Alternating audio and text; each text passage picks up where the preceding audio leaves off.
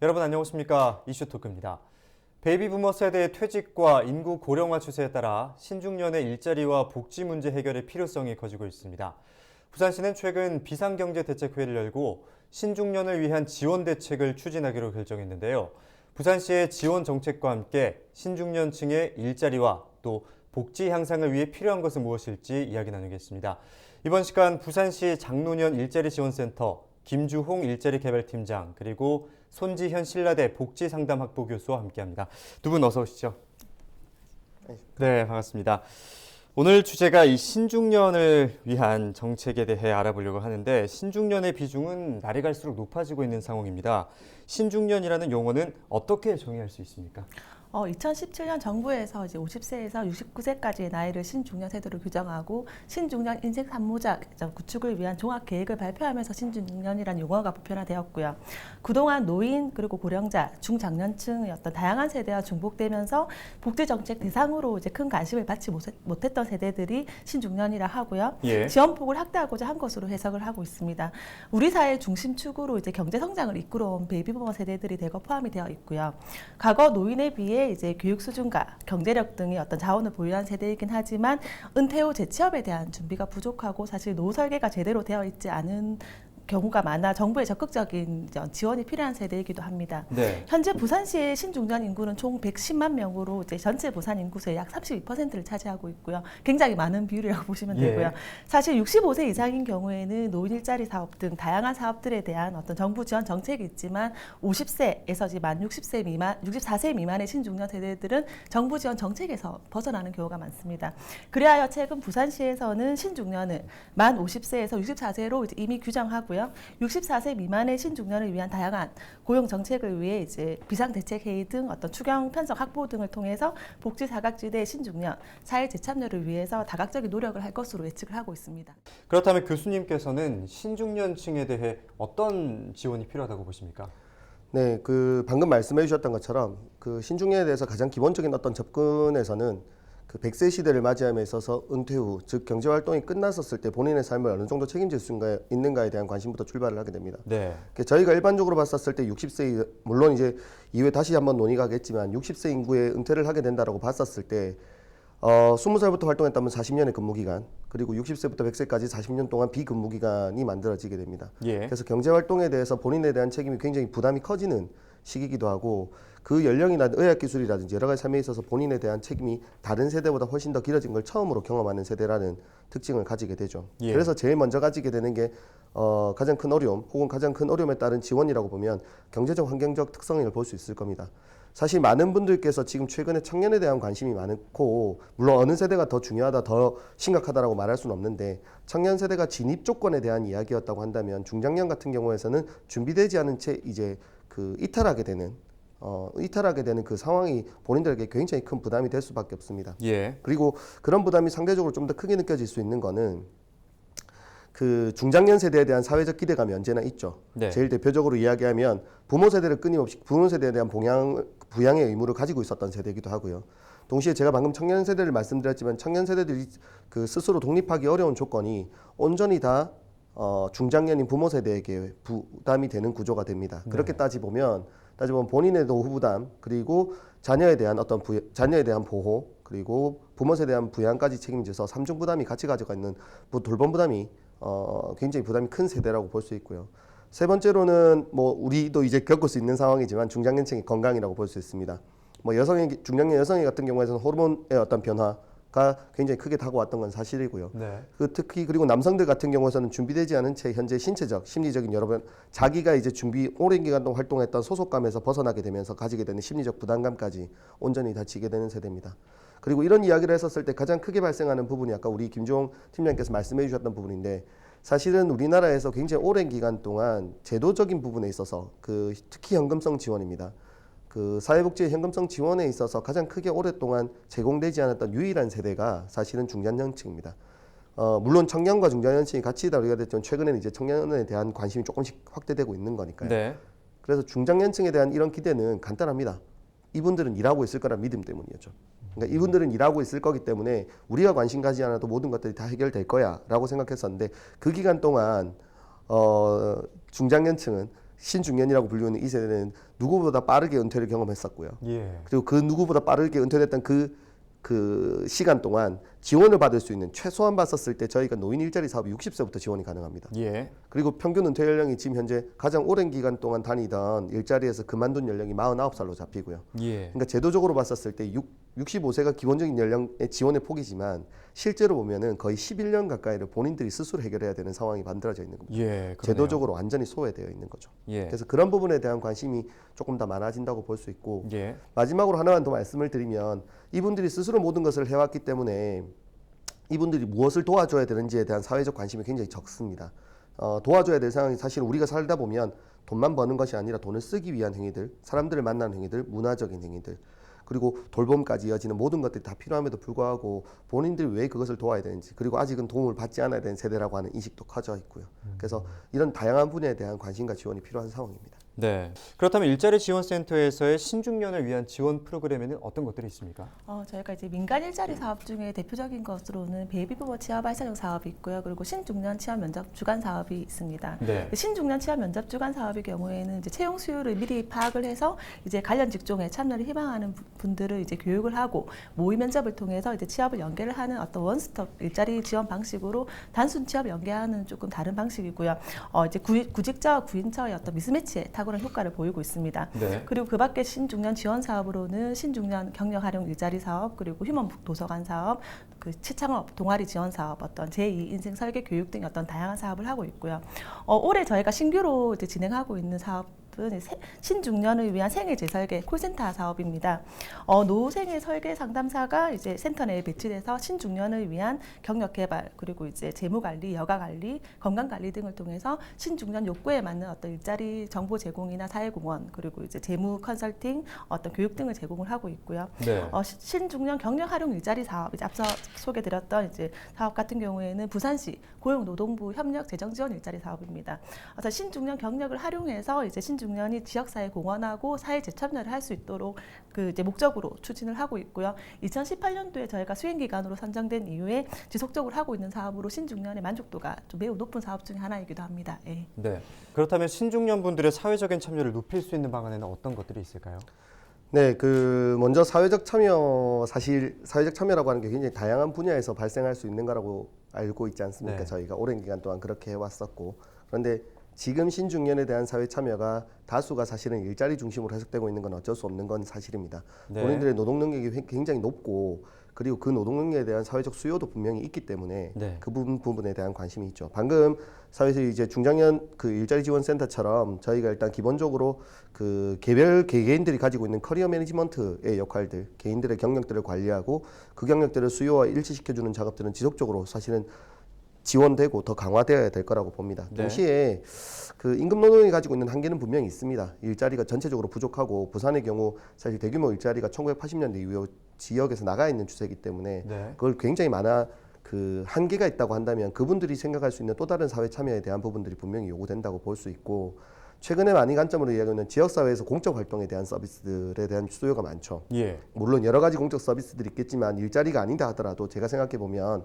뭐 주민자치회 전환이라든지 혹은 지역사회보장협의체와 같은 공적 활동에 있어서도 참여 소득과 같은 방법, 실제로 우리가 옛날에 있던 통반장 같은 개념이라고 생각하시면 될 것 같습니다. 통반장이 활동하게 되면 일정 정도 소득은 아니지만 어쨌든 보상을 받지 않습니까? 그런 것처럼 현재 부산시에서 굉장히 적극적으로 활용할 수 있는 방법 중에 하나가 분명히 참여 소득이라고 해서 사회적 공적인 활동에 참여하면서 소득을 받을 수 있는 방법이라고 볼 수 있습니다. 네. 그리고 예를 한번 들어보면 서울 같은 경우에서는 굉장히 오랜 기간 동안 지역사회 내에서 공유 공간, 중장년들이 이용할 수 있는 그 여러 공간들이 많이 생겨났습니다. 예. 큰 규모의 시설이 아니라 작은 규모의 시설들이 많이 생겨났고 그 공간을 이용하는 방식들이나 매뉴얼들이 굉장히 체계화되어 있습니다. 네. 그래서 이제 그런 부분에 대한 관심과 최근에 많이 확인되는 것처럼 많은 그 작은 일자리에서 활동하는 방법들까지, 작은 도서관이 현재는 아동 전문 기관이나 혹은 공간처럼 해석이 되고 있는데 그 공간이 서울이나 지금 현재 그 관악구 같은 지역에서는 굉장히 많은 변화가 일어나고 있습니다. 네. 그래서 중장년이나 신중년 혹은 노년까지도 현재 이용하고 있는 모습을 보이기 때문에 일단은 지역사회 내에서 본인들이 최대한 많은 관계를 열고 본인들이 활동을 할 수 있는 공간을 열어주는 것이 중요하다고 봅니다. 네, 그렇다면 이런 서비스를 이용한 신중년 분들의 실질적인 반응에 대해서도 짚어볼 텐데요. 그동안의 지원 현황과 성과에 대해서 말씀해 주실까요, 팀장님? 저희 센터가 이제 작년 기준으로 이제 취업 일자리 창출 실적이 대략 한 1,400명 정도 됐었고요. 네. 이제 저희 기간이 타 기간과 차별화될 수 있다고 자부하는 게 개인별 맞춤형 취업 연계 가능합니다. 특히 신중년 같은 경우에는 그리고 이제 현재 상담사로 재직 중인 분들은 최소 5년 이상 일자리 상담 경력을 보유한 전문 상담사로 전문 직종에 대한 취업 연계가 가능합니다. 네. 사실 재정 지원 일자리 사업을 통해서 단시간에 많은 양의 일자리 창출도 실업률 해소를 위해서 이제 어떤 방법 중에 하나이긴 하지만 맞춤형 어떤 일자리 연계를 통해서 그분들이 계속해서 한 기업에 만족해서 근무를 하게 되면 그 수가 누적되면 그 또한 고용 유지 측면에서 일자리 창출이 드러날 것이라고 생각이 들고 있고요. 네. 우수 사례 하나를 꼽으면 저희가 대기업의 인사 출신 퇴직자를 이제 중소기업 인사 매니저로 취직을 이제 연계를 한 적이 있습니다. 예. 이제 그분이 조직 체계에 대한 인사 컨설팅이나 인사 시스템 구축 등을 통해서 취업자, 기업 모두 만족하는 경우가 있었고 그 기업은 이제 많은 어떤 발전과 성장을 하고 있는 그런 기업으로 이제 성장하고 있고요. 이런 전문 경력을 활용해서 재취업할 수 있는 일자리 모델이라든지 어떤 경력형 일자리 발굴 등을 통해서 많은 분들이 저희 센터를 통해서 제2 인생을 찾을 수 있도록 노력할 예정입니다. 네, 많은 분들께서 네. 이런 서비스를 이용하고 계시다 이렇게 말씀을 해주셨는데요. 지난 13일에 열린 부산시의 제5차 비상경제대책회의에서는 각계 전문가들이 모여서 이 복지 분야 대책을 논의했습니다. 그렇다면 부산시가 발표한 신중년의 지원 대책 추진 계획은 어떻게 됩니까? 네, 지난 이제 5월 13일 제5차 비상경제대책회의가 이루어졌죠. 사실 부산에서 비상이 아닌 때가 언제 있었냐 할 정도로 회의는 많은데요. 예. 기본적인 개념은 이번 5차 회의에서는 사실은 신중년의 삶에 힘이 되는 도시를 만들겠다라는 목적이 있었기 때문에 좀 더 구체성을 가진다라고 볼 수 있을 것 같습니다. 크게 봤었을 때 총 4가지의 모습을 가집니다. 신중년 일자리 허브 기관을 구축하겠다. 사실 이거는 기존에 개별적으로 지원되고 있던 신중년에 대한 지원 정책들을 좀 모아서 일괄적으로 통합 컨트롤 타워를 만들어 보겠다라는 취지로 해석이 가능하고요. 네. 두 번째로 신중년 재정 일자리 지원 사업을 통한 신중년 결제 활동에 대한 직접적인 지원을 하겠다라는 것으로 보여집니다. 사회 서비스형 일자리라든지 시장형 일자리, 그리고 취업 발전형 일자리라든지 신중년 고용 장려금 지원, 그리고 지역에 있는 전문대학을 포함한 다양한 산학협력기관을 만들겠다라고 했던 그 민간협력 체계를 구축하는 비용에 총 20억 원 정도의 긴급 추경을 사용하겠다라는 이야기를 밝혔었습니다. 네. 세 번째로 사회활동에 대한 저희가 이야기했던 것처럼 사회활동에 대한 참여를 적극적으로 유도하겠다라고 이야기를 하면서 신중년 사회공헌 사업 그리고 신중년 자원봉사활동 제도에 대해서 확대하겠다고 했었는데 특징적인 거는 사실은 그 타임뱅크제라고 이야기하는 그러니까 본인이 자원봉사를 활동했던 시간만큼 그 시간을 이제 동백전에 어떤 인센티브를 부여받겠다라고 하는 형식인데 사실은 쉽지 않은 방식이 예상됩니다만 그 의도나 취지에 대해서는 충분히 동의됩니다. 아까 제가 말씀드렸던 참여 소득이라든지 기본적인 본인의 활동에 대한 인정을 받을 수 있는 방식이라 상당히 관심 있게 볼 수 있을 것 같습니다. 네. 마지막으로는 50+ 신중년 재기 복합타운을 조성하겠다. 사실 이제 박형준 시장 후보 시절부터 그 공약으로 가지고 있었던 사항인데요. 인생 후반에 본인의 새로운 삶을 준비하기 위한 기반 시설로서 50+ 신중년 재기 복합타운을 구성하겠다라는 4가지 특징을 보여줄 수 있습니다. 네, 이런 프로그램들을 조금 더 활성화시키기 위해서는 기타 기관과도 협력이 필요해 보이거든요. 앞으로의 계획은 좀 어떻게 됩니까? 사실 민간과 간의 거버넌스 구축 관계가 형성되기 위해서는 서로의 이제 위치와 역할을 인정하고 이제 서로 입장에 대해서 이해하고 공감하는 것이 중요할 것 같고요. 간에서는 이제 민간과의 소통을 위해서 제도적, 정책적으로 다양한 부분에 대한 고민이 필요할 것 같습니다. 그리고 네. 강력한 컨트롤 타워 구축 또한 필요하다고 판단이 되고요.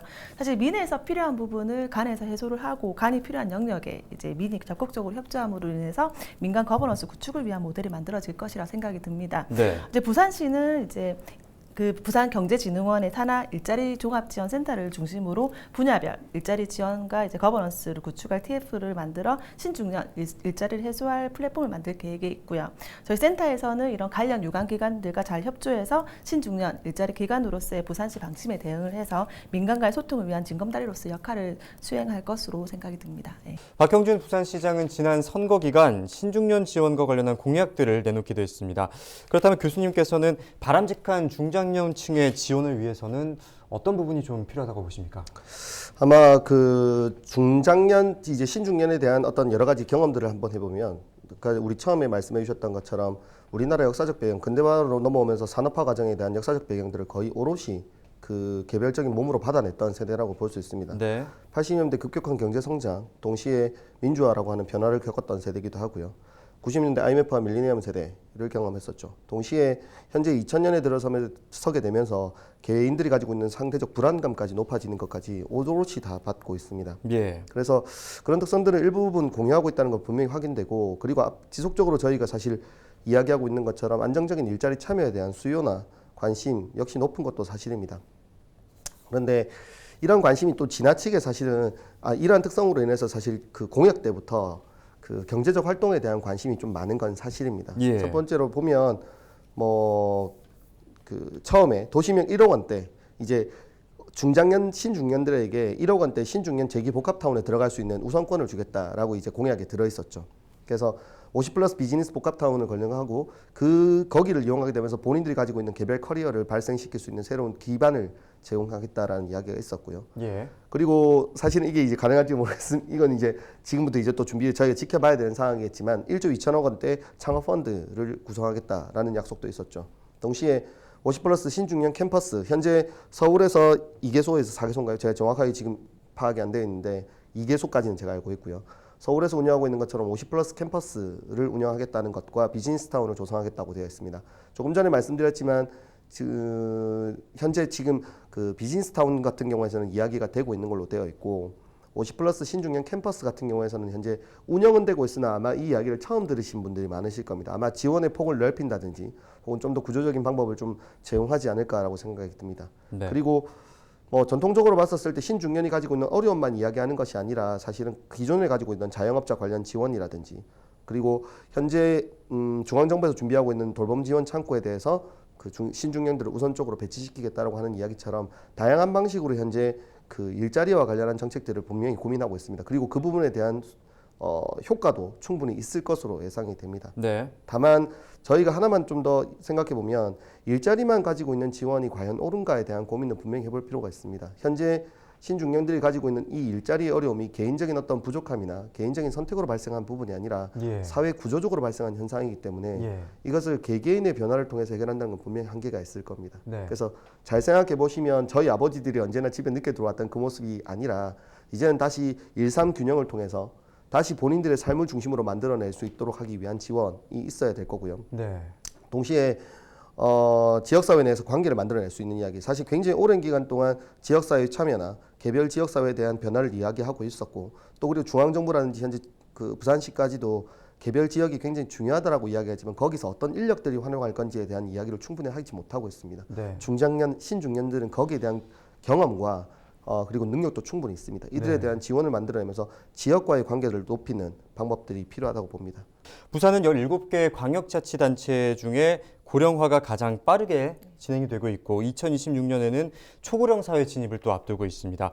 이런 상황에서 이 센터에서는 어떤 점에 중점을 두고 사업을 추진하실 계획이십니까? 저희는 이제 신중년이 체감할 수 있는 어떤 실질적인 일자리와 사회적 가치에 중점을 두고 사업을 추진할 계획이 있고요. 네. 신중년 욕구에 맞는 생계형 일자리 연계뿐만 아니고 전문 교육을 통해서 이제 역량을 강화하고, 또한 저희가 재직 중인 신중년을 위한 전직 지원 컨설팅 사업을 통해서 올해 신규로 사업을 진행할 거고요. 신중년이 은퇴 후 불안감을 해소하고 적극적으로 제2 인생 설계를 위한 어떤 진로 설계 가능하도록 지원을 할 계획이 있습니다. 네. 앞서 교수님께서 설명하셨듯이 이제 부산시는 이번 신중년 고용 관련 비상대책 회의를 통해서 블록체인에 기반한 신중년 자원봉사라든지 사회 재참여를 활성화하겠다라는 의지를 밝혔고, 그 이유가 사실은 재능 기부를 통한 어떤 사회 참여의 경우에는 본인들이 자발적으로 어떤 이제 일자리에 참여하는 분이기 때문에 굉장히 고용 창출 효과가 상당할 거로 생각이 들고요.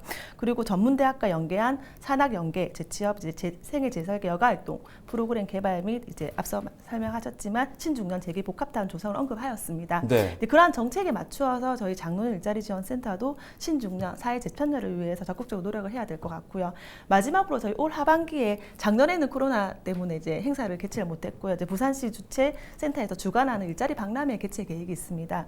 그래서 이번 일자리 박람회는 신중년에 포커스를 맞춰가지고 저희가 이제 신중년의 경력과 전문성을 활용한 어떤 그런 재취업을 할 수 있도록 돕는 데 주력을 할 계획이 있고요.